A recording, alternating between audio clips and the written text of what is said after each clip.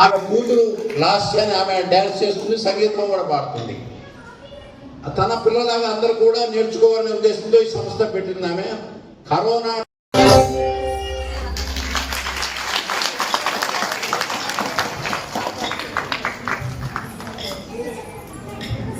Thank you so much.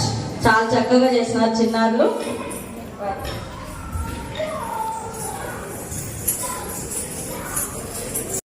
గురువులందరూ రావాలి. మోహన్ రావు గారు కూడా రావాలి. మోహన్ కుమార్ గారు, గురువులందరూ రావాలండి వేదిక పైకి. కావ్య, భవాని గారు. వస్తుంది, శాస్త్రీయ సంగీతం వాళ్ళు పాడతారు.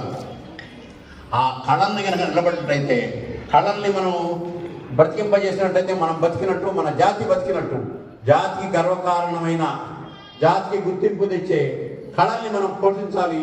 పోషిస్తే మనల్ని మనం పోషించుకున్నట్టు, మన సంస్కృతిని